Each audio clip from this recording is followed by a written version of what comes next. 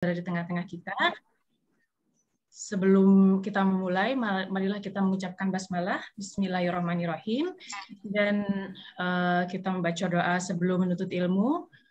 Raditu billahi robba wa bil islami dina wa bi Muhammadin sallallahu alaihi wasallam nabiyya wa rasulah. Rabbi zidni ilman nafian warzuqni fahman wasi'an. Tidak berpanjang kalam, kita mulai saja ya Ustadz kajian hari ini. Tafadhol Ustadz. Baik, sebelumnya izinkan saya mau cek audio dulu, cek tes asam urat, gula darah, kolesterol, trigliserid. Mohon maaf, cukup bagus? Ya, bagus Ustaz. Alhamdulillah. Kalau sudah bagus, saya mau cek yang lain, cek saldo tabungan gimana? Alhamdulillah. Ala kulli hal. Alhamdulillahirabbil alamin. Nahmaduhu wa nusolli wa nusallimu ala rasulihil karim. Asyhadu alla ilaha illallah wahdahu la syarikalah. Wa asyhadu anna Muhammadan abduhu wa rasuluh. Qala Nabi sallallahu alaihi wasallam la yadkhulul jannah man qati'ur rahim. Wa qala aidan man salaka tariqan yaltamis fil man salallahu tariqan ilal jannah wa qala Allah ta'ala fil kitabil karim yarfa'il dan amanu minkum waladina util ilma daraja. Al ayah suratul hadim suratul karim wa nahnu ala dzalika minasyaitin wasakirin walhamdulillahirabbil alamin. Yang saya hormati, saya banggakan, saya muliakan pimpinan Majelis Taklim Kajian Wardatul Jannah ya. Iya, dari PTA Sekendaris Savana Islamic School dan seluruh jamaah Zoomiyah, jamaah webinariah, jamaah YouTubiah yang hari ini alhamdulillah sudah join di antara kita. Alhamdulillah, mudah-mudahan Allah berikan kesehatan, keberkahan, kemanfaatan hidupnya dunia sampai akhirat. Mudah-mudahan Zoom kali ini membawa satu keberkahan. Zoom kali ini yang sakit-sakit memberikan kesembuhan, yang masih punya masalah dalam hidup, mudah-mudahan diberi penyelesaian yang terbaik, yang masih ada hutang piutang belum lunas, mudah-mudahan setelah ini Allah menjadikan lupa orang yang menghutanginya. Ya. Kira hutang piutang kok ada yang amin kenceng ini, jangan-jangan memang hutangnya banyak. Hari ini apresiasi yang luar biasa, kita di tengah siang-siang seperti ini, jam-jam kita istirahat, tetapi Allah masih pilih kita untuk mengkaji satu ilmu agama. Pertama, tentu ini apresiasi yang luar biasa, kita bisa silaturahim, walaupun kita tidak bisa tatap muka, tapi bisa bertatap maya. Artinya walaupun kita itu physical distancing, tapi tidak hard distancing. Kita boleh, mohon maaf, social distancing, tapi jangan sampai kita mengalami spiritual distancing. Kita walaupun jauh di mata, tapi dekat di hati. Ada lagunya Bu Risti, jauh di mata, dekat di hati, kita memandang langit yang sama. Artinya apa? Persaudaraan ini menjadi tidak ada, mohon maaf, tidak terganggu oleh ruang dan waktu.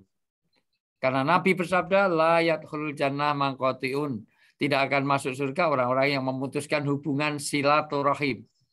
Hari ini kita bersilaturahim walaupun secara kelon. Kelon itu kelas online.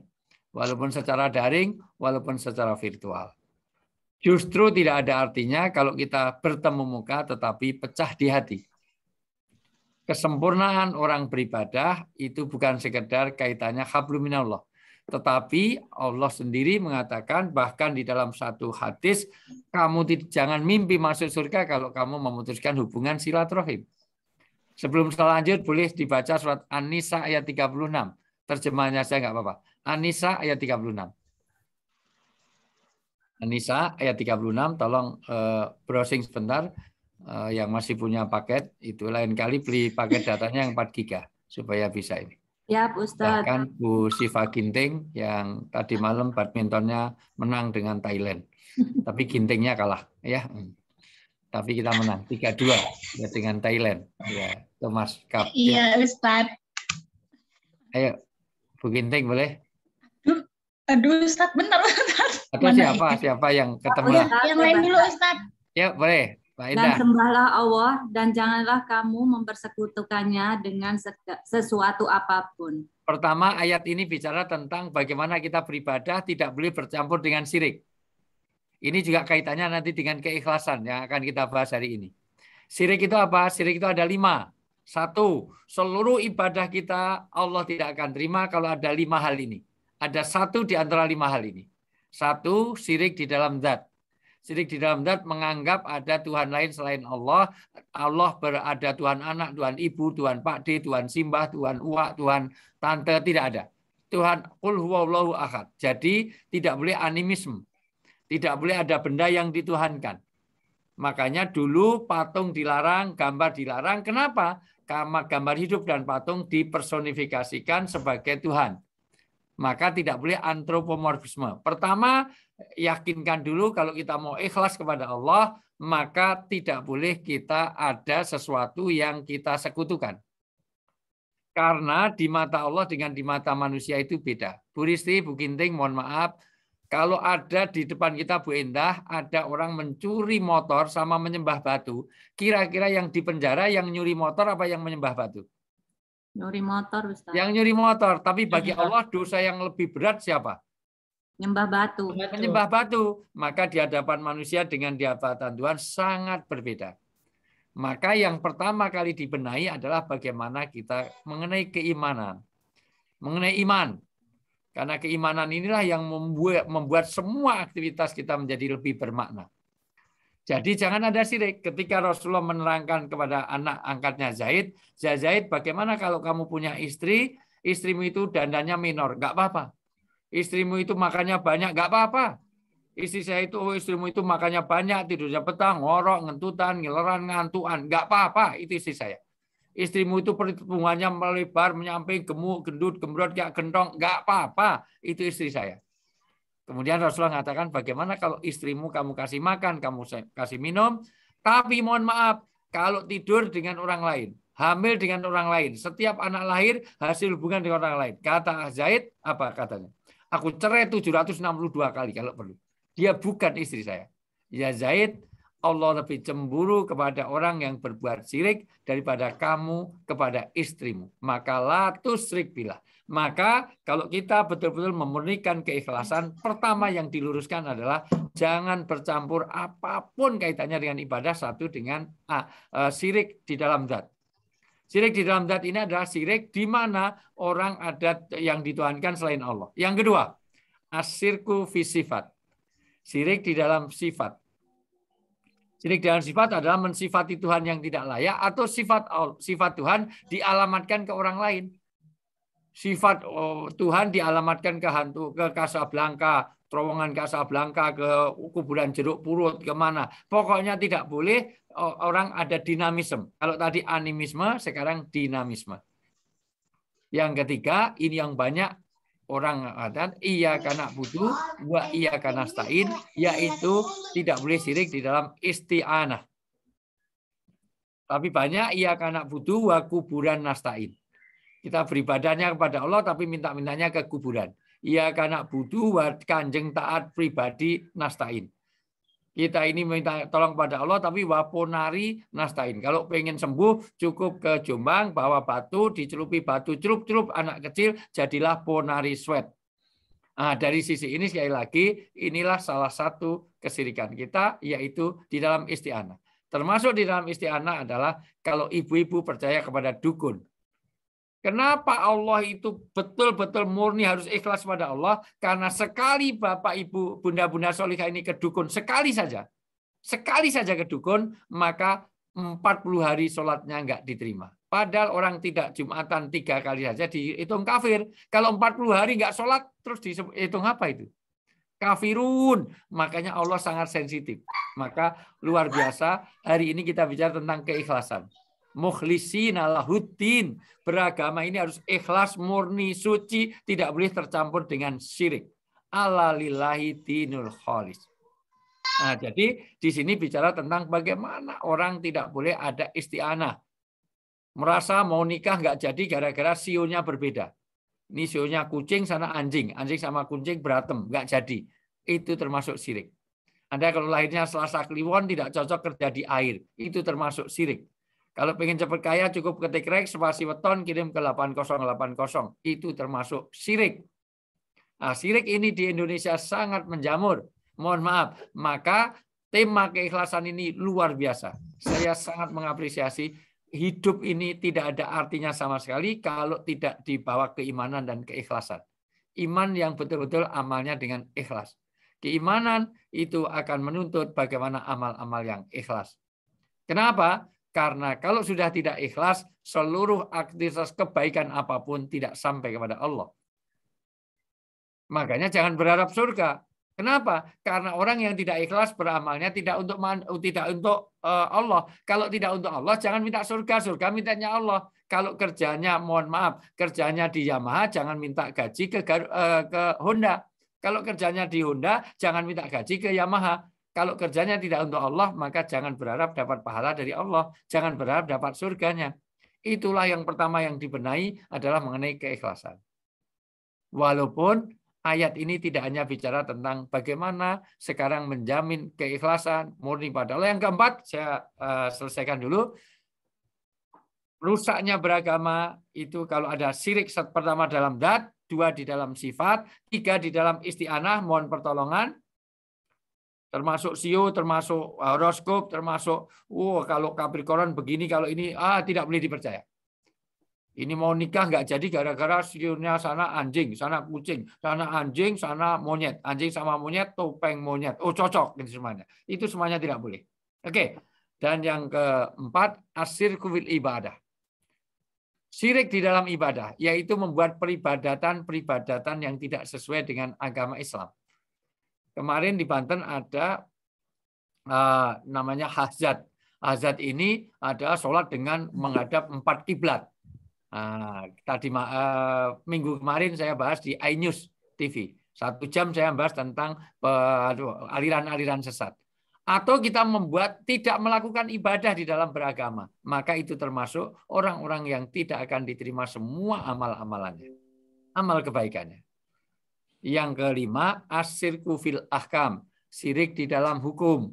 Maka kalau kita akan menjaga keikhlasan, bebaskan seluruh amal kita ini dari hukum-hukum haram, hukum-hukum najis. Kalau orang nggak peduli halal haram, nggak peduli najis tidak najis, makanan-makanannya dari babi, dari bangkai, dari darah semua dimakani, maka seluruh amal-amalannya nggak akan diterima, doa-doanya nggak diterima, sholatnya nggak diterima. Kata Nabi, bagaimana doa-doamu diterima, sholatmu diterima kalau makanannya makanan yang haram. Sekarang dibaca surat. Oke, saya lanjutkan dulu. Ayat ini belum selesai. Dilanjutkan dulu. Ya, Pak Ustadz. Pindah, ya, pindah. Dan berbuat baiklah kepada kedua orang tuamu, karib kerabat, anak-anak yatim, orang-orang miskin, tetangga dekat dan tetangga jauh, teman sejawat, ibnu sabil, dan hamba sahaya yang kamu miliki. Sungguh Allah tidak menyukai orang yang sombong dan membanggakan diri. Ayat ini bicara tentang 3 learning point, 3 faedah. Pertama, orang itu wajib hukumnya beribadah kepada Allah. Kedua, tidak boleh dicampur dengan syirik. Ketiga, tidak sempurna kamu beribadah kalau memutuskan silaturahim. Sebetulnya ayat ini bicara tentang seluruh manusia. Kamu harus berbuat baik kepada seluruh manusia. Tetangga dekat dan tetangga jauh. Tetapi disebutkan 9 di situ.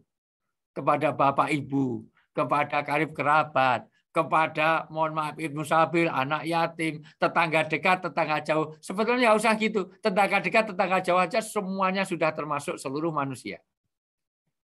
Maka semuanya tidak akan masuk surga kalau tidak menyempurnakan ibadahnya dengan muamalah, yaitu silaturahim. Hari ini kita bersilaturahim, bertemu walaupun lewat daring, walaupun lewat kelas online, walaupun secara virtual. Tetapi alhamdulillah Allah kita masih menempuh jalan surgawi karena silaturahmi. Yang kedua, ini jalan untuk keberkahan rezeki. Rezeki itu ditulis oleh Allah di Lauhul Mahfuz, ditakdirkan. Tetapi ternyata rezeki, jodoh, dan kematian itu masih bisa diusahakan. Siapa yang ingin berkah rezekinya, dipanjangkan usianya, maka jalinlah silaturahim. Maka ini satu, Majelis Taklim ini menjalin jalan surgawinya, karena sebagaimana, mohon maaf, namanya Ardhatul Jannah, ya Wardatul Jannah. Bagaimana kita ini jalan surgawi? Karena kita silaturahim, ini akan berkah rezeki, menjadikan jalan surgawi. Kenapa? Bahkan dipanjangkan usia. Rezeki yang diminta bukan banyaknya, tapi berkahnya. Bolehlah bunda-bunda solihah sebenarnya gaji sebulan 50 juta. Cukup. Tapi kalau anak kena narkoba, sudah hilang berkahnya.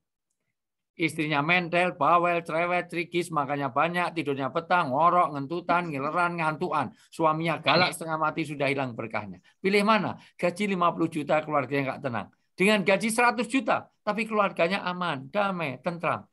Tentu pilih yang 100 juta. Itulah keberkahan. Apa wujud berkah? Ada 4 berkah itu. Bunda-bunda solihah semuanya dapat berkah kalau ada 4. 1, berkah ini sifatnya ilahiyah. Maka tidak mungkin hidup ini diberkahi kalau dia jauh dari Tuhan. Makanya kenapa orang yang nggak sholat hidupnya nggak akan diberkahi. Orang sholat menjamin 5 keberkahan. 1, di dunia akan diberkahi. 2, berkah di alam kubur. Dia tidak bebas dari siksa kubur. Ketiga, dia akan menerima catatan amal dari amal-amalnya diberkahi. Kenapa? Karena amalnya hanya dilaporkan yang baik-baik dari tangan kanan. Yang kiri tidak dilaporkan oleh malaikat. Siapa? Orang yang senantiasa kontak dengan Allah, berhubungan dengan Allah 5 waktu. Mohon maaf, sehari 5 waktu dengan memenuhi panggilan adzan. Bahkan meniti sirat secepat kilat, bahkan masuk surga tanpa merasakan pedihnya api neraka. Maka jangan heran kalau teman-teman dari Wardhatul Jannah ini, mohon maaf, besok tiba-tiba wajahnya berseri-seri, sementara ada tetangga kita datang, loh kok wajahmu gosong separuh? Saya baru pulang dari neraka kemarin. Sorry. Kenapa? Ternyata dia jarang silaturahmi, dia tidak pernah melakukan amalan-amalan sholat, tidak pernah di tepat waktu di sholatnya, tidak pernah menjalankan 5 waktu di setiap harinya. Dan ini jalan surgawi luar biasa. Jadi sekali lagi, ini luar biasa jalan surgawi, ini juga jalan keberkahan, berkah sifatnya ilahiyah. Kedua, berkah tidak bisa dilihat tapi bisa dirasakan. Apa wujudnya? Wujudnya kesehatan. Orang yang sehat sehingga bisa beramal berarti dia punya berkah. Wujudnya apa? Anak muda dinasihati. Wujudnya apa? Ketenangan dalam hidup. Gajinya nggak besar-besar, tapi alhamdulillah anaknya nurut. Suaminya nggak galak. Keluarganya sakinah. Kematiannya husnul khotimah. Itu semuanya adalah bagian dari berkah. Ilmunya bermanfaat. Maka yang ketiga, apa itu berkah? 1, berkah sifatnya ilahiyah. Jadi jangan cari berkah di hantu Casablanca, di Jeruk Purut, di Nyi Blorong, Nyi Roro Kidul, tidak bisa. 1, berkah sifatnya ilahiyah. Yang kedua, berkah itu sifatnya apa? Tidak bisa dilihat, tapi bisa dirasakan dalam kehidupan. Yang ketiga, berkah itu unmeasurement, tidak bisa diukur. Jadi nggak bisa Bunda Sofia ini dapat berkah 3 kintal. Kemudian Bu Arlin, Bu Susan, Bu Indrisari, Ibu Desi dapat berkahnya 1 ton. Nggak bisa diukur. Yang keempat, apa itu berkah? Inti dari berkah adalah ziyadatul khair. Bertambahnya kebaikan.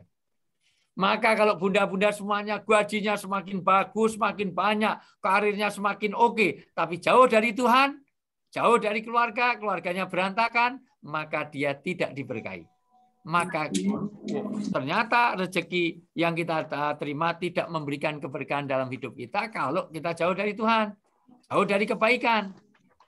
Boleh jadi pangkatnya bagus, karirnya oke, tapi kalau jauh dari Allah, keluarganya berantakan, tidak ziyadatul khair, bertambah kebaikan, maka itu kehilangan berkah. Bahkan jalan surgawi yang berikutnya, mohon maaf, ini akan dipanjangkan usia. Mohon maaf Bu Risti, mohon maaf Bunda Risti, usia itu ditentukan oleh Allah, tetapi masih mu'alak, masih menggantung di langit, masih di genggaman malaikat. Nggak mau. Artinya kita masih bisa Diamin dulu apa mengusahakan. kali ya? Ya. Mohon di mute ya jamaah. Ibu Aulia. Jangan sampai dipatahin Tuhan yang harus baiknya. Ya kan bukan karena kita batalin, ini emang Ya, alhamdulillah. Ya, enggak Pak. Jangan kemana-mana, saya akan kembali setelah yang lewat itu tadi, Bu Aulia. Ya. Jadi ada iklannya sedikit, enggak apa-apa. Jadi enggak sadar kalau itu kemarin Afwan, malah Ustaz, Afwan. enggak apa-apa. Kemarin saya ngisi majelis taklim, dia sedang bertengkar sama suaminya. Bentar-bentar dia lupa masih di unmute akhirnya. semua peserta Zoom, padahal pesertanya 500-an. Jadi malah ketahuan lagi berantem. Ya, ini. Jadi ya speechless, semuanya nggak ada yang berani komen. Saya juga jadi ilfil. Jadi mau saya, padahal bahas tentang keluarga sakinah. Ya. Baik, lanjut ya. Baik. Bunda masih bisa fokus ya? Ini Bisa, fokus. Ustaz. Kenapa? Saya senang ini banyak yang kameranya di-on-kan. Karena syarat Zoom dengan saya, kamera harus di-on-kan. Karena kalau kameranya di-off-kan, insya Allah baru 5 menit, yang lain udah billahi taufik walhidayah. Baru dimulai aja udah bismika, Allahumma buri. Mbak Risti itu mohon maaf, Teh Risti baru buka, baru 5 menit sudah bismika, Allahumma akhya wa bismika amud. Jangan-jangan sampai akhir tinggal saya dengan Bunda Sofiati sama Bunda Risti sama Bunda Indah. Yang lain sudah sampai, Masya Allah, udah sampai Sidratul Muntaha sudah ini. Masih bisa fokus ya?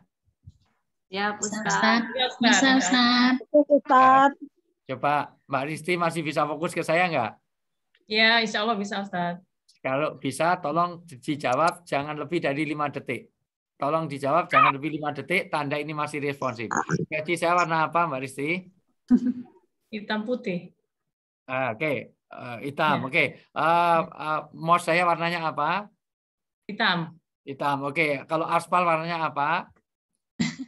Hitam. Arang warnanya apa? Warna hitam. 5 detik ya. Orang Iya. negro di malam Iya. hari warnanya apa? Hitam. Iya. Aspal warnanya apa? Hitam. Semut di kegelapan warnanya apa? Apa? Arang Ustaz? warnanya apa? Hitam. Orang negro di malam hari warnanya apa? Hitam. Mouse saya warnanya apa? Hitam. Jadi kelelawar tidurnya waktu? Malam. Ya Allah, saya siap. Ya, siap. Nah, ini kalau MC-nya aja nggak fokus, gimana saya mau lanjutkan ya ini? Iya. Ya ini. Mbak Risti tinggal di mana sih? Di Meruya, Jakarta Barat. Wah, hanya di Meruya ada kelelawar tidurnya waktu malam tuh hanya di Meruya, Kebun Jeruk dan sekitarnya, Mas. Luar biasa.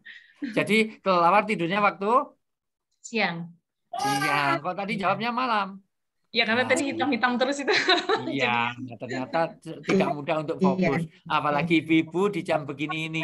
Jam begini masukkan ilmu agak susah. Kalau masukkan makanan cepatnya luar biasa. Nah, jadi lanjut ya Mbak Risti ya. Tidak hanya Mbak Risti, tadi Mbak Indah juga jawabnya malam. Tenang aja ya. Oke. Saya bisa ngasih 20 pertanyaan dan Bunda-Bunda Solihah semuanya keliru dan tidak menyadari. Kalau nggak saya hentikan.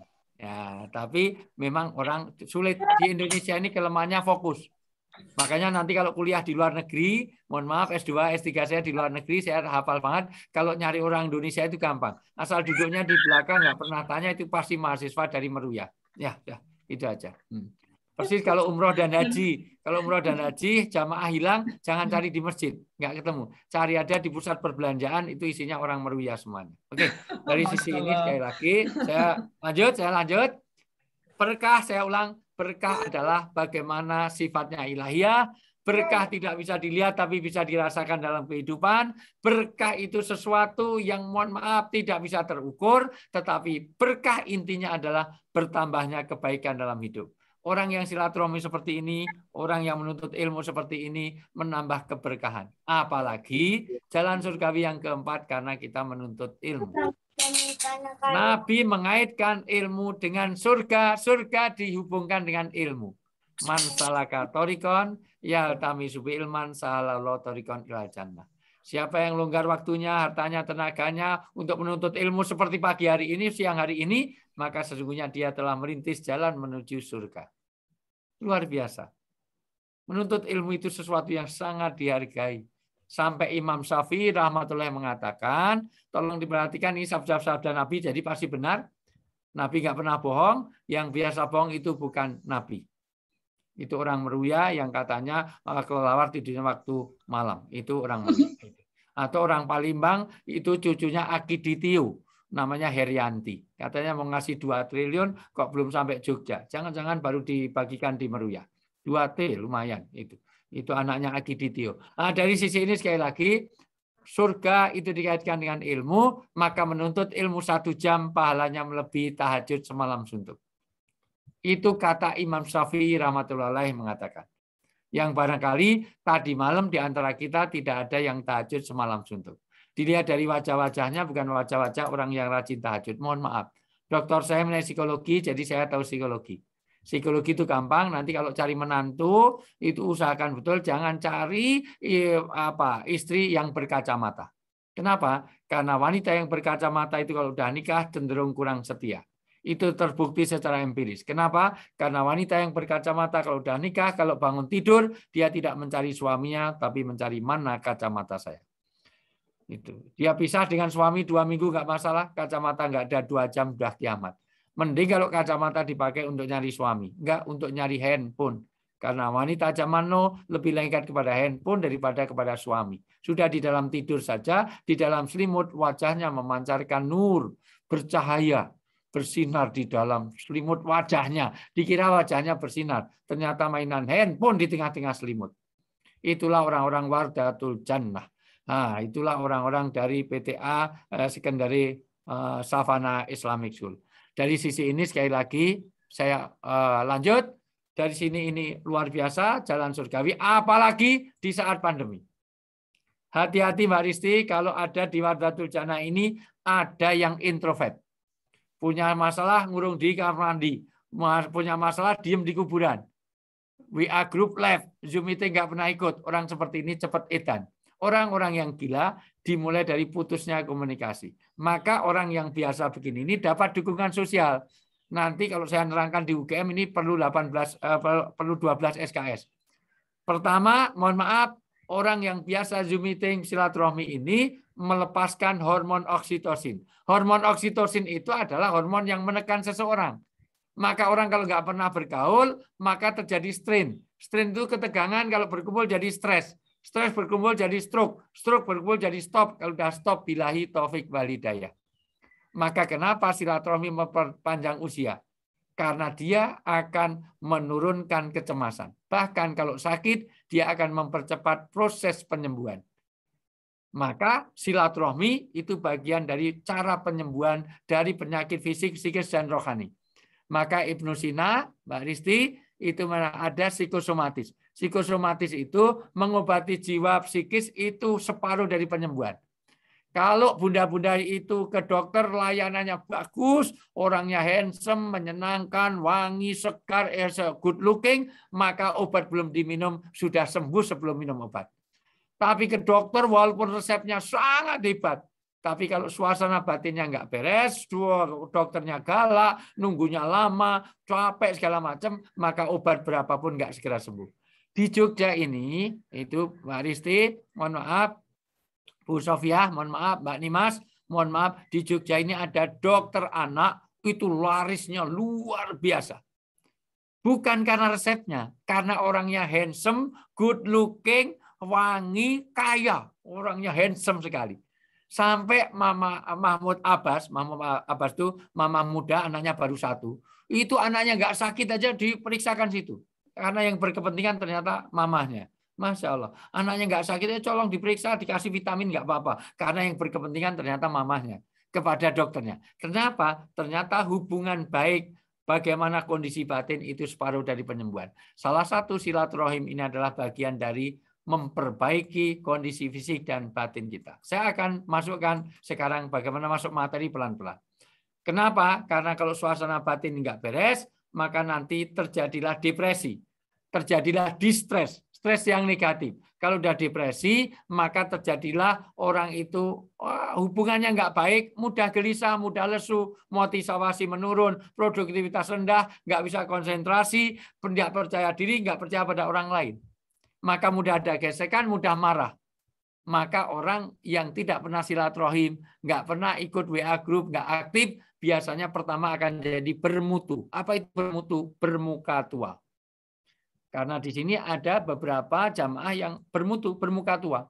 Usianya masih milenial, tapi wajahnya kolonial. Ini masih aktif kerja usianya, tapi wajahnya ada wajah pensiunan. Wajah MPP. MPP itu mati pelan-pelan. Ini ada beberapa ini. Ada 1, 2, 3. Nanti saya tunjukkan wajah-wajah yang bermutu, bermuka tua. Karena banyaknya depresi. Maka adanya musibah, corona segala macam, sikap kita jangan pernah kita merasa mengutuk bencana.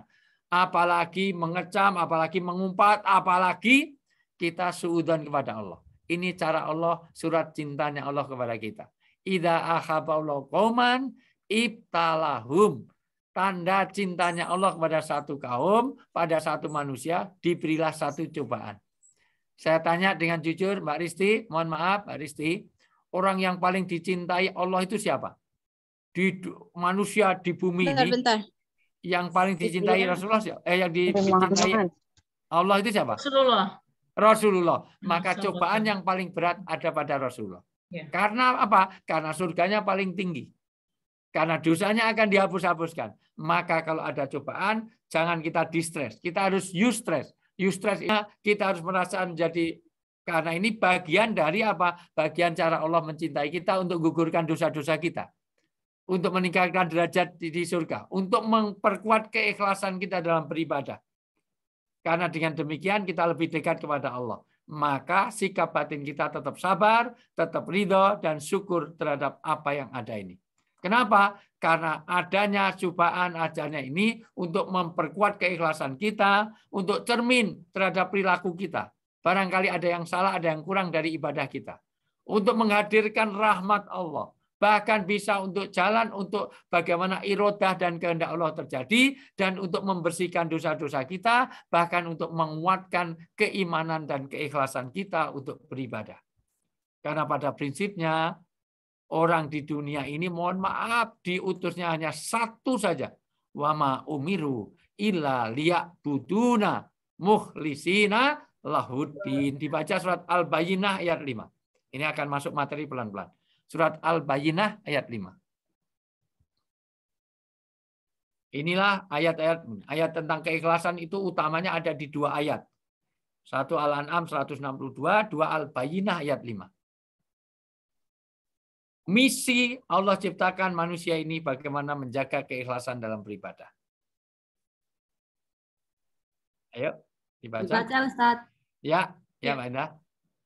Padahal mereka hanya diperintahkan menyembah Allah dengan ikhlas menaatinya semata-mata karena menjalankan agama dan juga agar melaksanakan sholat dan menunaikan zakat, dan yang demikian itu agama yang lurus. Benar. Ya. Beragama yang lurus itu dimulai dari keikhlasan. Keikhlasan ini adalah amalan batin. Ikhlas ini berkaitan dengan bagaimana meluruskan niat kita. Inna sholati wa nusuki wa mahyaya wa mamati wa kerjai wa nikahi wa apapun semuanya lillahi ta'ala. Sebagaimana suami istri. Mbak Risti, mohon maaf, suami Mbak Risti siapa namanya? Barusan meninggal, Ustaz. Almarhum Pak Mudah-mudahan Rahmadi. Allah yarham. Atau Mbak Indah, suaminya siapa namanya? Rudi, Ustaz. Masya Allah. Mbak Risti sudah punya tabungan di akhirat, insya Allah akan nyusul di surganya Allah. Amin. Allahumma amin. Ya, karena bagian dari cara Allah itu meninggikan derajat, itu karena ada satu musibah-musibah, dan itu cara Allah untuk tohur. Itu semuanya. Mbak Indah, suaminya siapa namanya Mbak Indah? Rudi, Ustaz. Rudi dengan Mbak Indah hubungannya ikhlas karena Allah. Maka karena ikhlas diikatnya dengan mawaddah. Maka kalau ikhlas jangan sampai transaksional, ada pamrih. Maka Pak Rudi kalau gaji Mbak Indah tidak boleh berdasarkan layanan Mbak Indah. Loh, biasanya 10 juta ini kok cuma 9 juta. Kemarin masakmu nggak enak. Ini potong 1 juta. Ini rumah tangga apa rumah makan? Dengerin. Lu biasanya 10 juta, ini kok cuma 9 juta 800 ribu, kurang 200 ribu. Lihat setrikamu miring nih, potong 200 ribu. Kalau gitu itu bukan keikhlasan. Itu namanya transaksional, hubungan bisnis. Demikian juga Mbak Indah melayani suami dengan ikhlas karena Allah. Minum kok pahit, ini kurang gula ini. Kemarin kurang 600, Mas. Mana yang 600 nanti kasih gula. Cucian nggak bersih, kurang 800 minta bersih. Itu namanya tidak ikhlas. Nanti enak-enak berhubungan suami istri, langsung stop. Harus stop gimana? Yang 700 mana? Nanti dilanjut. Kalau gitu, ini bukan rumah tangga, ini rumah makan ini namanya. Dari sisi ini, sekali lagi, inilah keikhlasan. Keikhlasan adalah melandasi semuanya karena innamal a'malu binniyat. Amal tergantung oleh niatnya, al umur bima qasidiya. Ikhlas ini didasari oleh 3 hal. 1 lillah, 2 billah, 3 fillah. Lillah adalah karena Allah, billah karena pertolongan Allah, fillah atas sesuai yang dituntunkan Allah. 1 lillah yaitu karena Allah. Jadi amal kita betul-betul karena Allah. Ikhlas beribadah kepada Allah tanpa bercampur dengan kesirikan. Contoh, sholat kita ikhlas karena Allah, maka sholatnya tidak berubah karena di belakang ada calon mertua. Sholatnya biasa-biasa, di belakang ada calon mertua. Sholatnya dikusuh-kusuhan. Bismillahirrahmanirrahim. Luar biasa. Biasanya kulhu ina ini sabi ismal ataka. Berarti sudah mengurangi keikhlasan. Itu sholatnya sudah untuk mertuanya. Kita sedekah, sebetulnya mau sedekah, tapi nunggu di foto, nunggu bagaimana nanti biar semua orang tahu. Maka itu sudah tidak lillah lagi untuk manusia. Yang kedua, bila kesadaran bahwa kita bisa beramal baik karena pertolongan dari Allah. La haula wala quwata illa billah. Maka orang beramal ikhlas kalau dia yakin bahwa semuanya ini karena kekuatan dari Allah. Karena ikut kajian ini juga pilihan Allah. Dan untung Allah memilih untuk ikut kajian di Mardhatul Jannah tidak berdasarkan oleh ketampanan, kecantikan. Makanya yang ikut tidak semuanya artis-artis. Bayangkan kalau semua yang ikut di sini harus berdasarkan ketampanan, kecantikan. Mungkin yang ikut di sini hanya 1, 2, 3. Hanya 4. Yang lain nggak terlalu menarik. Ini nggak terlalu bening-bening ini. Yang nggak menarik malah mendorong. Ini Masya Allah luar biasa. Agama tidak tergantung kecantikan, tidak tergantung oleh kekayaan. Maka yang ikut di sini tidak semuanya miliarder. Nggak masuk dalam Pandora Papers. Itu semuanya. Mohon maaf. Itu. Dan tidak tergantung oleh kepandaian. Nyatanya tidak semuanya profesor, doktor. Dan juga tidak tergantung oleh keturunan. Nyatanya tidak semuanya darah biru. Berarti Allah membuat milih kita ini atas kemauan hati kita. Masya Allah, semuanya itu karena pertolongan Allah. Maka sadarlah kita bersyukur Allah pilih kita untuk amal agama ini. Yang ketiga, disebut ikhlas kalau amalnya fillah, yaitu sesuai dengan syariat yang dituntunkan Allah kepada kita. Apa itu fillah? Yaitu sesuai dengan yang dituntunkan Rasulullah. Karena orang beramal ikhlas itu kalau sesuai dengan ilmunya. Oh rajin banget ini orang Mardhatul Jannah ini Masya Allah. Itu jam 10 udah duhur, jam 11 sudah asar. Itu bukan amalan yang ikhlas karena tidak sesuai dengan tuntunan. Oh rajin banget Risti ini, Masya Allah akhir-akhir ini. Tahajud itu pagi tahajud, siang tahajud, malam juga tak luar biasa rajin. Enggak, itu bukan orang yang ikhlas. Ikhlas itu harus sesuai dengan syariat. Besok pagi ngumpulkan uang untuk apa? Untuk kurban. Lah kok nyembelih sapi sekarang? Kemarin PPKM agak susah, sekarang mumpung longgar. Besok pagi tiba-tiba Bu Hira ngumpulkan seluruh anggota jamaah semuanya diajak haji. Wukuf sendiri di Arafah, ngelempar jumroh sepi, hanya Mardhatul Jannah aja. Wah, ngelempar jumroh sepuasnya. Tidak diterima. Kenapa? Karena tidak fillah, tidak sesuai dengan syariat. Jadi, amal bisa ikhlas kalau 1 ada ilmunya, 2 dia sesuai dengan tujuannya, 3 dia sadar semuanya karena Allah. Inilah yang disebut dengan amal ikhlas. Amal yang ikhlas akan menjadi karakter kita yang berkualitas. Karakter yang berkualitas sekarang dibaca surat Al-Ibrahim ayat 24 dan 25. Ibrahim ayat 24 dan 25. Itulah amalan yang berkualitas. Bacain Ustaz. Ya. Tidakkah kamu memperhatikan bagaimana Allah telah membuat perumpamaan kalimat yang baik seperti pohon yang baik. Akarnya kuat dan cabangnya menjulang ke langit. Pohon itu menghasilkan buahnya pada setiap waktu dengan seizin Tuhannya. Dan Allah membuat perumpamaan itu untuk manusia agar mereka selalu ingat. Oke. Amal ikhlas itu akan menghasilkan 4 karakter yang berkualitas. Karakter pertama, dia akan menjadi pohon yang baik. Seperti sajaratun, seperti kalimatut thayyibah. Kalimatut thayyibah itu seperti sajarah, seperti satu pohon yang baik. Pohon yang baik pertama dari bentuknya hingga pucuk daunnya indah dipandang. Penampilannya bagus. Maka pertama, orang itu berkualitas kalau dari sisi apa yang dilihat itu enak dipandang mata, menutup auratnya, menjaga kebersihannya. Orang Islam harus sedap dipandang mata. Menurut ayat ini, ciri orang yang baik berkualitas dari bentuk luarnya. Allah itu indah, suka pada keindahan. Makanya jaga kebersihannya, jaga bau harumnya. Enggak boleh kemana-mana, mohon maaf baunya balsem, bau PPO, Remason, minyak kayu putih, minyak telon, minyak gosok, kerokan lulu cantik-cantik, kerudungnya kebuka putih, dikira lehernya putih, koyok salon pas di mana-mana. Mohon maaf, itu namanya tidak berpenampilan baik. Yang kedua, pohon itu memiliki aroma. Aroma itu artinya menyenangkan. Kalau seorang ibu, sebaik-baik ibu yang menyenangkan suaminya. Karena ibu sekarang lebih pintar menyenangkan suami orang daripada suami sendiri. Keluar rumah pakai Bulgari, Bilkadin, Lacoste, Dolce Vita. Wah, kerudung aja 12 meter, puter sana, puter sini, miring separuh, ciputnya kena mata satu kayak bajak laut. Begitu keluar rumah, tapi di rumah kadang-kadang suami datang, daster seminggu digantung, dipakai, digantung, dipakai. Kadang-kadang daster satu, penitinya 8. Belahnya dari ketek sampai ujung sana. Mohon maaf. Maka itu namanya dia tidak menjadikan pohon yang baik. Pohon itu ada buah yang harum, yang lezat. Artinya apa? Dia memberi manfaat bagi orang lain. Ini karakter yang pertama. Karakter yang kedua, pohon itu memiliki akar yang kuat. Akar tidak terlihat, tetapi punya keimanan yang kuat. Karakter yang baik. Akhlak yang mulia.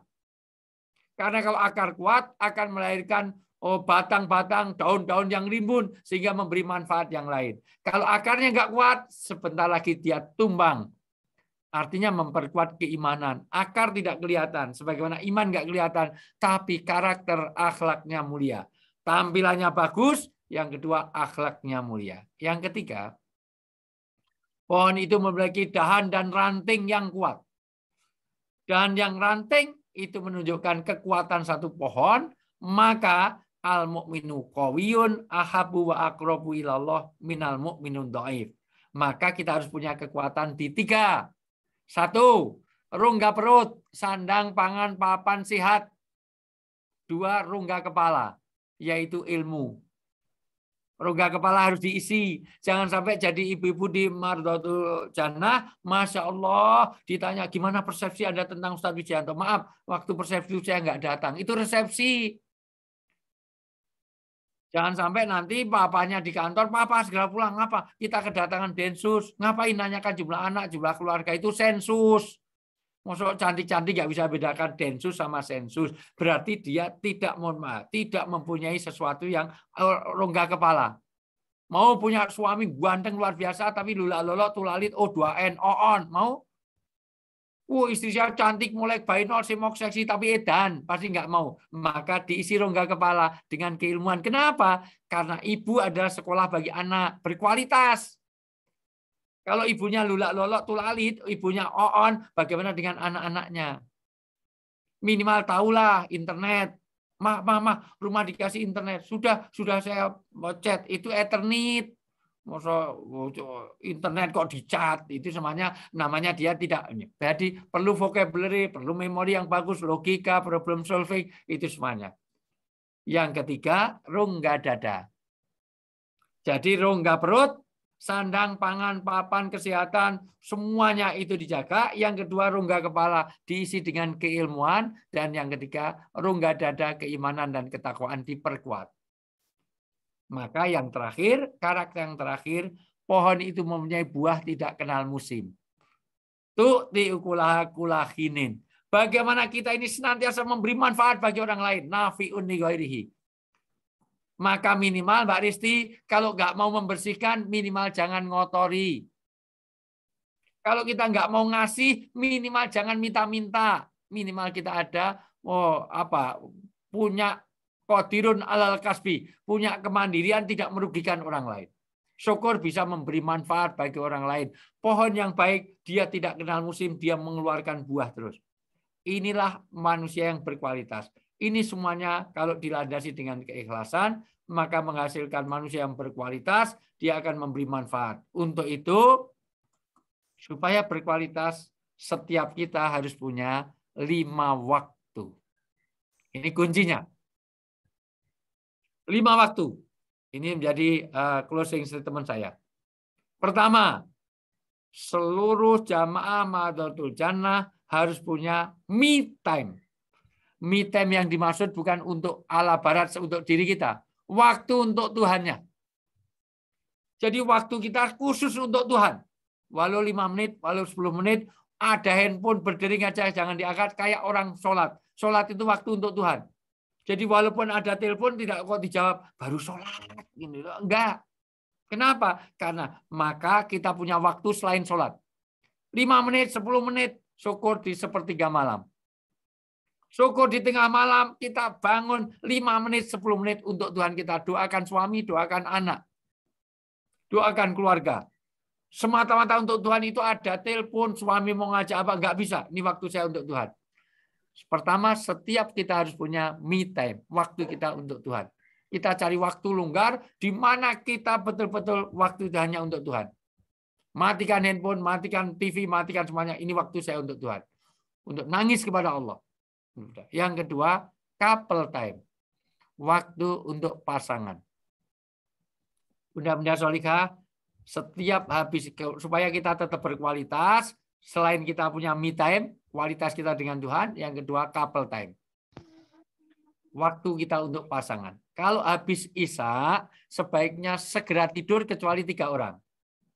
Jadi kalau habis sholat Isya, segera tidur. Kalau tidak ada 3. 1, kalau dia tidak sedang beribadah. 2, kalau tidak sedang belajar. 3, orang yang ngobrol suami istri. Jadi Allah itu senang, malaikat itu senang kalau ada suami istri ngobrol walaupun sampai pagi habis Isya. Kalau enggak, segera tidur. Dengan istri sendiri, bukan dengan istri orang, bukan dengan suami orang. Kalau ngobrol suami orang lebih kerasan.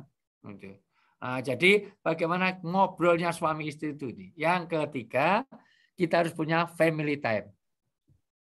Waktu untuk keluarga. Ada satu kebersamaan. Tapi long distance relation nggak apa-apa, bersama dalam amal. Misalnya antara bainal isyain, antara maghrib dan isya. Bapaknya mau di Kalimantan, mau di Sulawesi, mau di Irian, terserah. Tapi bapaknya maghrib sampai isya semuanya baca Quran. Anaknya, ibunya baca Quran bareng. Tahajud bareng tidak harus tiap hari. Seminggu sekali, sebulan sekali semuanya dibangunkan. Ayo semuanya tahajud. Walaupun beda tempat, nggak apa-apa. Ada kebersamaan family time. Yang keempat, ada social time. Waktu untuk bersosialisasi. Ketemu teman, untuk kajian, untuk ikut majelis taklim. Waktu untuk belanja, nggak apa-apa. Mau di mall boleh. Tapi semuanya ada. Yang terakhir, harus ada tafaqahu fiddin, yaitu study time. Waktu untuk belajar agama. Setiap hari kita harus belajar agama. Walau bi ayat, walaupun hanya 1 ayat. Walau dengan 1 YouTube, walau dengan 1 tausiah. Supaya kita tetap berkualitas, saya ulang, harus ada me time, waktu kita semata-mata untuk Tuhan, waktu kita private time. Yang kedua, couple time, waktu untuk pasangan, waktu untuk keluarga, waktu untuk social time, untuk public time. Yang kelima, waktu untuk study time. 1 jam persis saya sudah bicara. Ini pengantar saya. Ini kalau di TV saya sudah tanda tangan 6 kali. Saya kembalikan kepada Mbak Risti. Saya rasa itu saja, Mbak Risti. Pengantar saya. Kalau ada yang didialogkan silakan. Kalau enggak, ya, kita tutup. Ya. Ya baik, jazakallah khair Ustadz, barakallah fiik.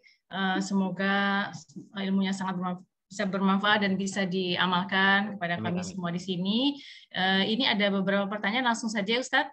Ya. Assalamualaikum Ustadz dan pengurus MT sekalian, izin bertanya, apakah memilih arah mata angin misal hadap rumah dan lain-lain itu termasuk syirik atau bukan? Ini ada dua, dan ini melanjut ada di bawahnya juga menyambung pertanyaan di atas. Alasannya karena menghadap barat akan lebih sulit menjualnya. Bagaimana? Ya, kalau begitu alasannya itu nggak benar.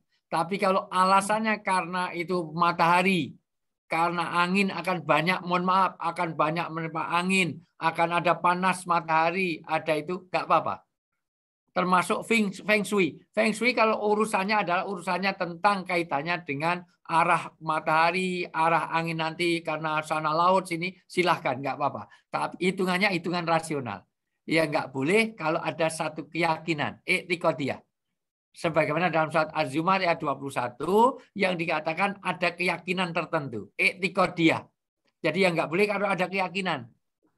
Bahwa kalau sana ada Nyi Blorong, ada Nyi Roh Kidul ke selatan segala macam, itu yang tidak benar. Tapi kalau hanya hitungan, misalnya mau nikahin anaknya Mbak Risti, oh cari waktu jangan Desember. Kenapa? Desember banyak hujan, kasihan. Kalau bisa di bulan Ramadan saja sehingga kita nggak perlu mengeluarkan konsumsinya irit karena banyak orang puasa. Silakan kalau hitungan seperti itu. Tapi ya janganlah nikahin orang Ramadan, itu bikin enak saja ya. Dari sisi ini silakan dengan hitungan-hitungan itu boleh, tapi tidak atas satu i'tiqadiyah atau keyakinan yang berkaitan dengan keyakinan akidah kita. Gitu. Misalnya tanda alam tidak semuanya itu syirik. Kalau ada cicak jatuh atau ada burung berkicau berarti mau ada tamu, itu nggak boleh, itu syirik. Tapi kalau ada gelap, mendung, ini mau hujan, itu hitungan rasional. Nggak masalah, itu semuanya. Boleh saja. Ya, begitu. Ada lagi? Ya, baik. Ini pertanyaan berikutnya. Ada jamaah dari Singapura, Faizah Gimana Yanti. Singapura? Ya. Singapura Ustaz, baru ini. Saya minggu yang lalu baru Zoom meeting sama Singapura. Ini ya, baru sampai 4.000, padahal tadinya cuma di atas ini COVID yang meninggal baru 12 tapi. Ya, silahkan. Ya, Masya Allah. Ini Ustadz, macam mana nak menyambungkan tali silaturahim antar dua adik-beradik yang berselisih? Sudah 2 tahun tak bertegur sapa, padahal kedua-duanya mengerti agama. Cari orang ketiga. Berhakam namanya. Berhakam adalah cari mediator, orang ketiga. Yang ahlul hal wal akad, yang tahu agama dan tahu masalahnya. Syukur tahu psikologi. Maka datangkan di majelis taklim orang ketiga yang bisa didengar dua-duanya. Dengan cara apa? Dengan cara hikmah. Hikmah itu adalah tepat waktunya, tepat caranya, tepat tempatnya, biqadri uqulihim dengan kadar akalnya. Dan sekarang dibaca surat An-Nahl ayat 125. An-Nahl ayat 125. Dibaca. Dengan cara hikmah. Kalau dia nggak ngerti, dinasihati. Kalau dia nggak ngerti, dia diskusi. Kalau itu sudah dijalankan, terus didoakan.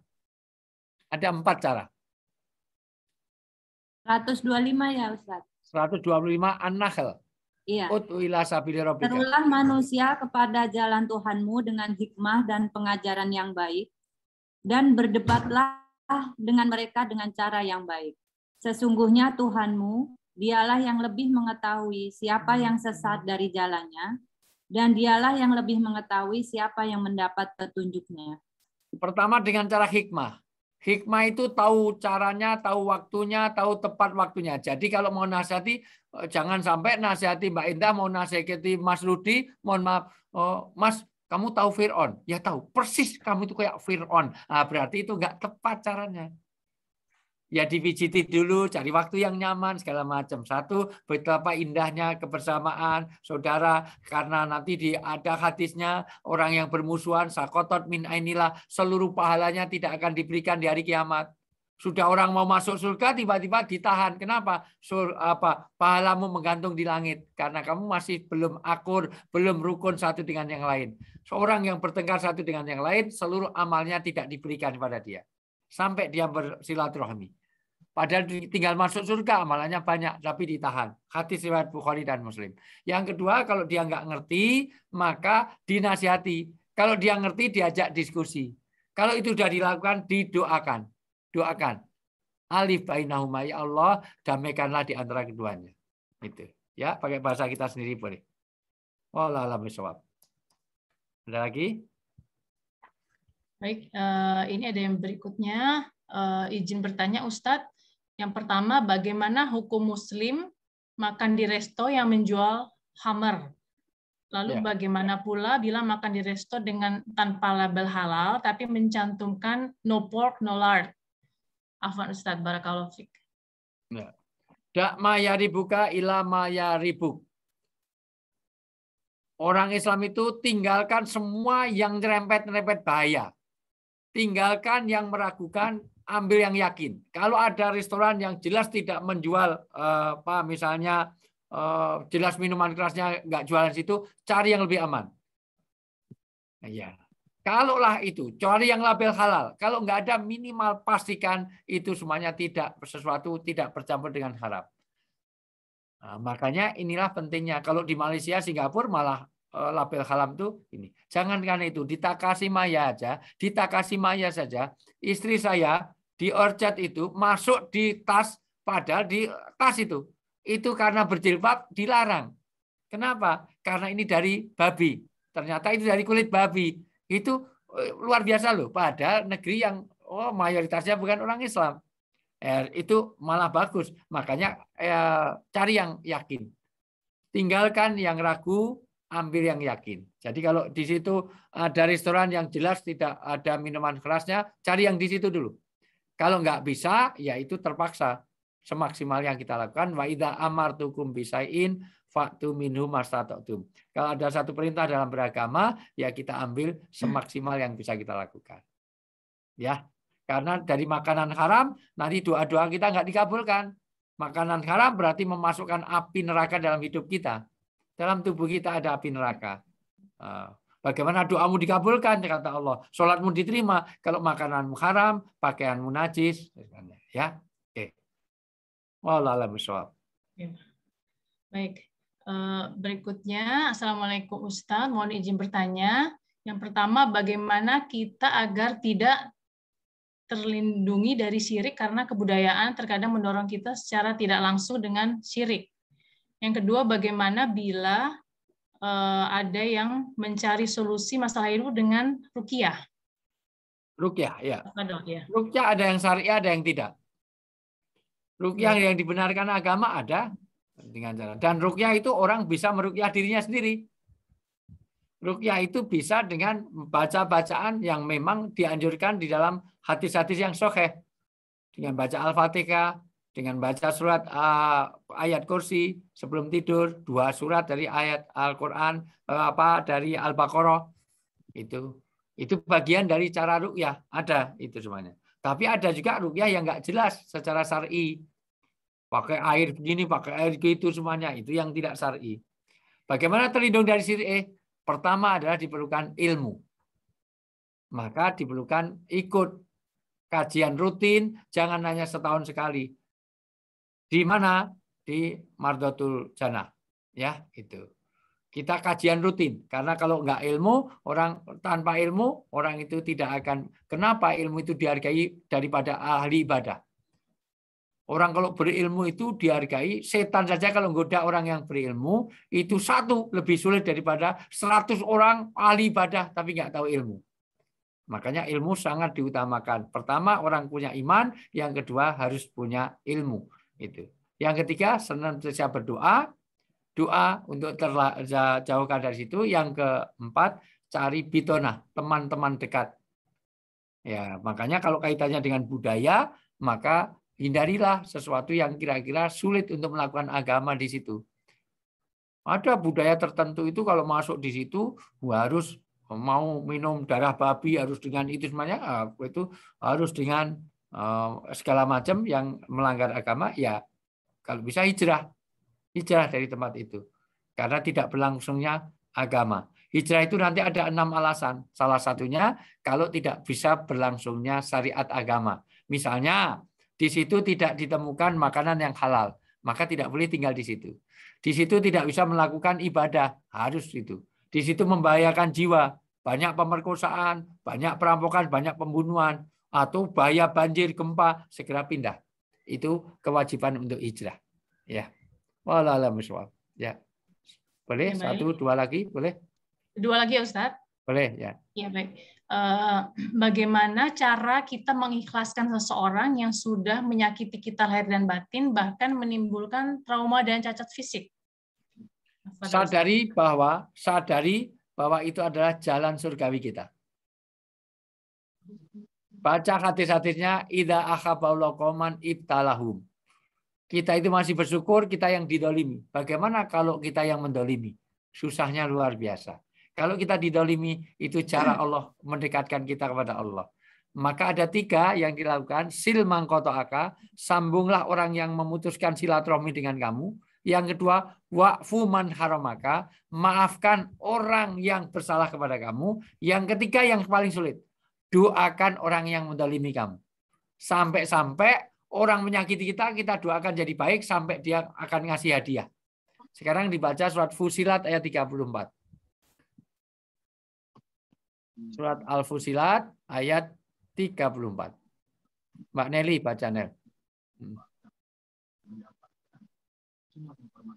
Mbak Nelly boleh, Rahma boleh. Rahma 9A boleh.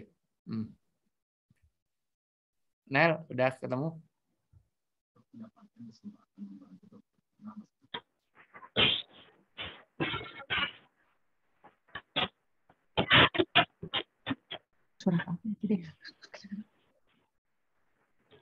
Ya, Nel. Fusilat ayat 34. Aduh. Ya, Mbak Nelly. Ayo, Mbak Nelly. Saya mau nyuruh Pak Asrul, mau nyuruh Pak Gigi ini karena lebih banyak kaum bawahnya. Ya.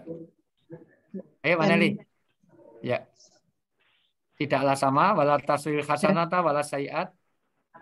Dan tidaklah sama kebaikan dengan kejahatan. Ya udah, yuk lanjut Mbak Rahma. Ya. Kelaklah kejahatan itu dengan cara yang lebih baik sehingga orang yang ada rasa permusuhan di antara kamu dan dia akan seperti teman yang setia. Tolaklah kejahatan itu dengan cara yang lebih baik. Kalau dia menyakiti kita, jangan kita ganti menyakiti, berarti sama-sama menyakiti kita. Kalau kita kecurian, jangan ganti mencuri. Oh, kenapa kamu ngambil motorku? Motorku juga dicuri orang. Ini sering di masjid taklim, punya sandal school, punya high heel yang baru, tiba-tiba, wah diambil orang. Terus tinggal, mohon maaf, tinggal yang tersisa jelek kita pakai, berarti kita ganti mencuri. Enggak boleh. Kita pulang tidak boleh pakai sendal. Oh, ini ketukar, siapa yang bilang ketukar? Enggak boleh. Itu kalau Anda sendalnya hilang, kamu pulangnya enggak boleh bawa sendalnya orang lain. Dan mohon maaf, orang yang tadinya memusuhi sampai menjadi teman yang setia. Dulu sahabat-sahabat besar itu banyak sekali yang awalnya itu memusuhi Rasulullah, termasuk Umar bin Khattab radhiyallahu anhu. Awalnya memusuhi Rasulullah, tapi sikap Rasulullah yang baik ternyata menjadi pembela yang sangat baik. Insya Allah, khiyaruhum bil jahiliyah, khiyaruhum bil Islam. Orang-orang yang tadinya memusuhi kita, kalau kita doakan, bisa-bisa nanti akan jadi pembela kita yang sangat baik. Nah, itu caranya. Yang berikutnya, sadarilah kita punya Allah, kita punya surga. Dan itulah jalan surgawi kita. Jadi kalau kita didolimi orang, inilah untuk melatih kesabaran kita. Karena seluruh pahala itu disebutkan kecuali sabar. Orang puasa ini menghapus dosa sekian, dosa sekian. Orang baca Quran ini 1 huruf 10.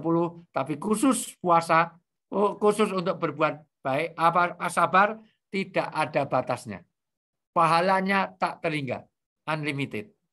Nah, itu makanya kalau kita bisa membuat satu kesabaran, tidak dengan membalasnya, dengan mendoakan kebaikannya, luar biasa, itu bagian dari meningkatkan derajat surga kita.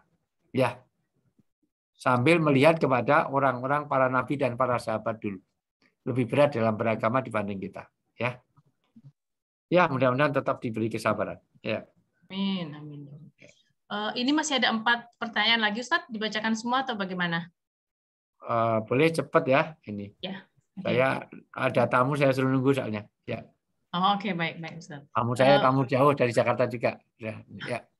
Ya, bagaimana jika ada seorang anak yang bersedia untuk menyenangkan orang tua, kakak, adik, dan ipar-iparnya, seperti liburan ataupun apapun, sementara adiknya sama sekali tidak pernah mengeluarkan, namun adiknya tersebut dikaruniai rezeki berupa anak yang soleh, penurut dan berkecukupan, sementara kakaknya biasa-biasa saja. Bagaimana meyakinkan diri? Maksudnya bagaimana ya? Mungkin yang berlebih tidak menyenangkan orang tua, mungkin maksudnya ya Ustadz. Nanti bicara tentang parenting ya. Iya. Makanya itu harus dengan semua pihak, kan nggak bisa hanya satu. Jadi dari kakaknya, dari adiknya, dan orang tuanya. Ya harus dengan pendekatan pertama biqadri uqulihim dengan kadar akalnya, kedua dengan bilisani qaumihim dengan bahasa kaumnya, ketiga harus ada suasana yang dibangun. Nggak mungkin itu kalau face to face biasanya kakak beradik nggak kena. Maka kalau bisa dibawa ke majelis taklim itu. Ya, ustadznya insya Allah kalau nyampaikan bisa diterima oleh semuanya. Tapi secara spesifik, nanti kalau agak spesifik boleh langsung japri aja di @ustadzwidianto.official. @ustadzwidianto.official. Ya. Instagram atau, ya? Ya, boleh nanti follow di Instagram saya. Insya Allah kalau yang terlalu ini boleh nomor saya Mbak Risti boleh di-share nggak apa-apa. Ya. Oke, ada lagi? Oke, berikutnya Afwan izin bertanya, bagaimana cara melupakan mantan Ustadz? Kita mengikhlaskan seseorang yang sudah menyakiti kita lahir dan batin. Ya. Afwan. Namanya sakit hati memang tidak semudah itu. Maka perlu take time by process. Maka dicari asas afdaliyahnya. Asas afdaliyah adalah mencari hikmah-hikmah. Dibaca surat Al-Baqarah ayat 216. Tanamkan asa untuk ibu saya wa huwa sarulakum wa asa antakrau saya wa huwa khairulakum. Supaya kita bisa move on dari mantan. Ini yang nanya Mbak Risti sendiri kayaknya. Enggak. Al-Baqarah berapa tadi Ustaz? 216. 216. Diwajibkan atas kamu. Ya, silakan. Ya, Riz. Lanjut, Riz. Ya, lanjut. Diwajibkan atas kamu berperang. Padahal itu tidak menyenangkan bagimu. Tetapi boleh jadi kamu tidak menyenangi sesuatu. Padahal itu baik bagimu. Dan boleh jadi kamu menyukai sesuatu padahal itu tidak baik bagimu. Allah mengetahui sedang kamu tidak mengetahui. Allah itu maha tahu. Boleh jadi yang kita cintai padahal itu nggak baik. Dan boleh jadi kita benci padahal itu baik bagi kita. Apapun di dunia ini. Kita itu mencintai sesuatu belum tentu malah baik bagi kita. Nah, jadi Allah tahu yang terbaik. Jadi justru Anda dipisahkan dengan mantan itu karena Allah tahu yang terbaik. Kalau terus dengan mantan, Anda lebih parah lagi. Bayangkan kalau nanti diteruskan dalam keadaan Anda disakiti, nanti akan selama hidup Anda tersakiti. Maka Allah putuskan, sudah dihentikan sakitnya itu. Artinya Allah menghentikan perbuatan kedolimannya kepada dirimu. Jadi Allah Maha tahu. Untuk mengobatinya gimana? Sekarang dibaca surat Al-Hadid ayat 23. Al-Hadid, surat ke-57, Al-Hadid ayat 53. Ayat 23. Al-Hadid ayat 23. Wah, nanti secara detail ngundang lagi biar lebih detail ya. Amin. Makasih. Nanti langsung ke kontak ke saya ya. Di 081 2296 7085. 081 langsung ke saya aja biar penjadwalan ini. 81 22 36 081 2296 7085 saya chat. Udah. Ya, udah di chatting ya. Al-Hadid 23 ya Ustadz. Al-Hadid ayat 23. Ya. Ayo Mbak Nelly baca. Agar kamu tidak bersedih hati terhadap apa yang luput dari kamu. Dan tidak pula terlalu gembira terhadap apa yang diberikannya kepadamu. Dan Allah tidak menyukai setiap orang yang sombong dan membanggakan diri. Ya, jangan terlalu sedih. Apa yang luput dari kamu jangan terlalu sedih. Sedih apa nggak boleh? Boleh, yang nggak boleh terlalu. Dan jangan terlalu gembira dengan apa yang kita dapatkan. Ya, jadi orang itu punya stabilitas temperatur batin. Oke, mudah-mudahan itu keterangannya to be continue. Ya, Ini strategi marketing biar saya diundang lagi. Ya. Oke, Kristi, masih ada lagi? Ya, masih ada 2 lagi, maaf. Oke. Jika seorang istri enggan meminta tolong lagi pada suami karena sudah hafal kebiasaannya akan menolak membantu. Misalnya istri tersebut dianggap bisa melakukannya sendiri, sementara terkadang karena ingin adanya kebersamaan, menanggung aktivitas atau tugas tertentu, dan lama-lama istri enggan mengeluh dan meminta bantuan suami. Apakah ini disebut istri tersebut sudah ikhlas menerima kebiasaan suami atau ini malah dianggap bahaya untuk hubungan suami istri? Itu tidak suami istri yang benar. Makanya hubungan suami istri itu ikatannya wa'asiruna bil ma'ruf.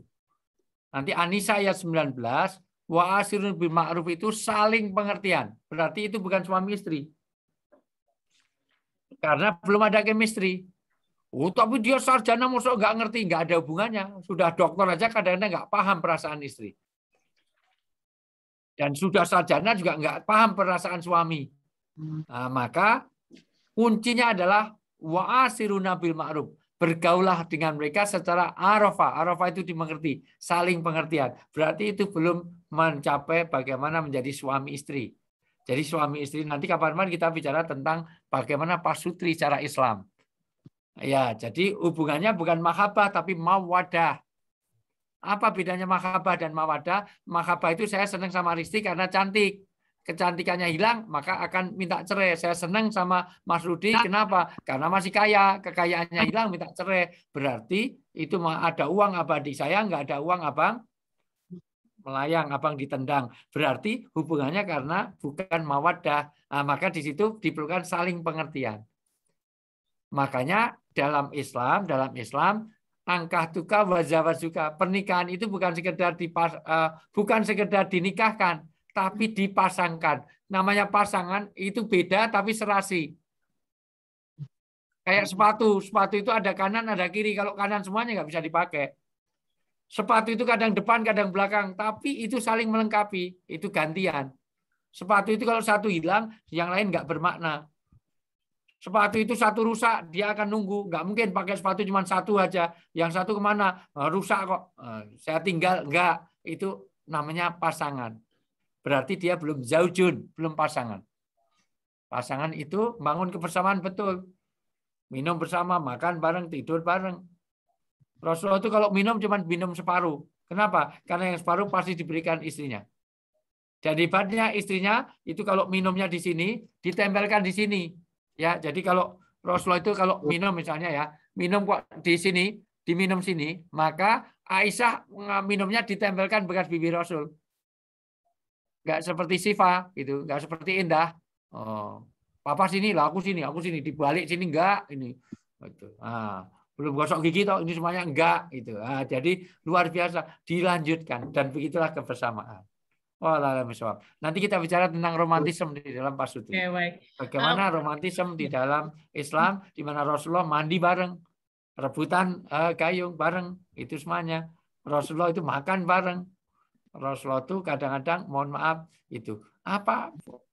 Kalau gigit buah cuma sedikit, kenapa? Karena dikasih pasti dilanjutkan di bekas gigi tadi. Enggak seperti tadi Mbak Indah sama Nelly. Nah, ini bapak sini belum gosok gitu, ganti pindah sini itu enggak. Kalau enggak buah digigit tinggal sedikit baru dikasihkan sama pasangan. Enggak. Itulah kebersamaan. Ya, next. Terakhir ya. Ya, terakhir ya Ustadz ya. Bismillah. Berapakah usia balik untuk anak laki-laki? Bagaimana memotivasi agar anak mau menjalankan sholat 5 waktu tanpa harus diingatkan? Pertama, balik itu di usia dia mimpi basah. Mimpi basah itu belasan, antara 12-13 itu normalnya. Bagaimana anak tidak disuruh, tapi diajak. Kuping apa tanduk? Ya kuping. Sana ke masjid. Anaknya suruh ke masjid, bapak ibunya nonton drakor. Itu namanya nyuruh. Ayo ke masjid, sama-sama ke masjid. Anak jangan rokok. Anak kecil kok ngerokok. Bapak juga ngerokok. Bapak kan udah tua. Enggak boleh. Itu namanya dia tidak mengajak. Maka polanya mengajak. Tapi itu dibiasakan dari kecil. saya alhamdulillah karena di rumah saya ada 178 anak. Nah, alhamdulillah, mohon maaf, di rumah saya pesantren Bina Anak Soleh Bias, silahkan kalau ke Jogja itu. Santri saya 2000 total itu, tapi playgroup TK SD SMP, tapi kalau yang tinggal 178 anak. Dan alhamdulillah sudah 21 tahun saya belum pernah mukul, dari anak kandung saya aja belum pernah mukul, tapi nurut. Kenapa? Karena dibiasakan dari awal. Anak kalau sudah dibiasakan dari awal, diem saja, oh nggak salah ya gitu. Tapi kalau nggak biasa, dipukul aja malah menghindar, nggak kena. Kenapa? Karena orang sudah tidak biasa. Nah, anak saya kalau makan tangan kiri misalnya, kok nggak duduk, dia nggak pakai doa, kita semuanya ngelihat diem aja, oh nggak soleh ya, nggak soleh. Dia langsung tahu kalau dia salah. Nah, tapi semuanya dipolakan pakai takwid, dalam bahasa ilmiah namanya habit. Diperlukan habit, pembiasaan. Maka anak 7 tahun dibiasakan sholat. 10 tahun nggak mau sholat dipukul, bukan dipukuli, dipukul, dijewer, itu semuanya. Itu bagian dari pembiasaan. Nah, jadi tidak mungkin karakter terbentuk kalau kita tidak perlu habit takwid, pembiasaan. Ada buku yang sangat bagus, saya rekomendasikan untuk dibaca, 7 Habits to Highly Effective People, Stephen Covey. Itu bagaimana kebiasaan-kebiasaan yang senantiasa harus kita lakukan untuk membentuk satu karakter. Itu. Baik. Saya rasa itu, mohon maaf sekali karena saya ada tamu yang menunggu sejak tadi, tamu dari jauh, rombongan lagi, itu semuanya. Jadi saya suruh nunggu karena ya tamu nggak diundang, tamu memang gitu ya. Baik, saya rasa itu dulu. Diundang dan ya sudah 1 jam lebih. Ini kalau di TV sudah tanda 6 kali, ini sudah di luar kontrak ini. Baik, saya kembalikan Mbak Risti. Kalau ada apa jarum yang patah, jangan disimpan dalam laci. Kalau ada kata-kata yang salah, jangan dimasukkan dalam hati, Mbak Risti. Dan tiada gading yang tak retak, karena kenyataannya gading juga retak dengan Gisel. Dan Gisel sudah jadi tersangka. Itu Gading Martin, malah Ornita ngikutin infotainment aja. Ya. Oke, kalau ada sumur di ladang, boleh kita numpang mandi. Kalau umur kita panjang, nanti Risti boleh menghubungi saya lagi. Kan sudah punya nomor saya. Ya. Saya rasa itu dulu. Risti loh yang saya minta, ya, bukan Tinting ya. Iyalah. Mbak Nuri boleh juga. Pernita boleh juga. Risti aja Risti. Kan yang MC Risti. Ya. Baik, saya rasa itu saja. Risti, kurang lebihnya mohon maaf. Wallahu muwaffiq ila aqwamit thoriq, billahi taufiq wal hidayah. Assalamualaikum warahmatullahi wabarakatuh. Waalaikumsalam warahmatullahi wabarakatuh. Waalaikumsalam warahmatullahi wabarakatuh. Kapan ya semuanya ya, karena mohon maaf saya suka. Terima kasih ya Ustaz. Jazakumullah. Terima kasih Ustaz. Semuanya. Arina Dewi dari kami, Pak Duning, Arlin, mana Pak Faisal.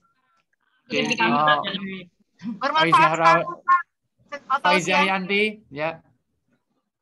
Mana? Saya live ya. Iya. Ya Ustaz. Terima kasih Ustaz. Kapan di Singapura Ustaz? Ya, ditunggu. Tunggu ke Singapura. Ya. Iya Ustaz.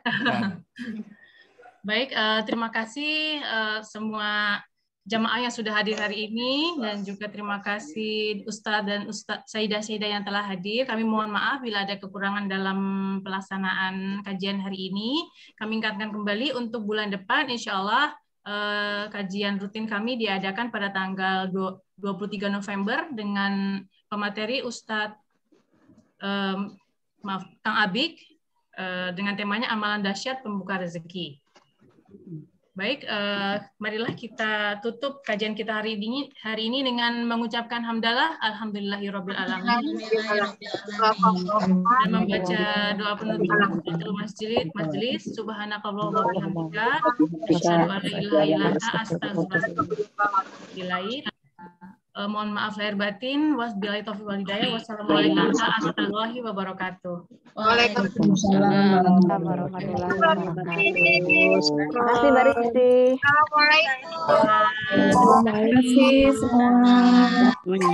Terima kasih semua.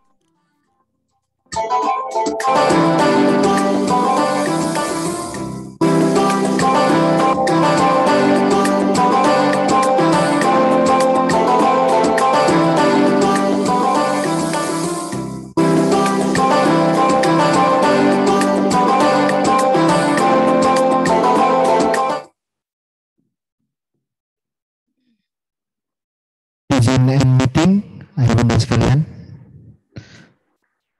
Ya, Ustaz. Ya, Ustaz. Terima kasih, Ustaz. Terima kasih, Ustaz. Ustaz. Betul.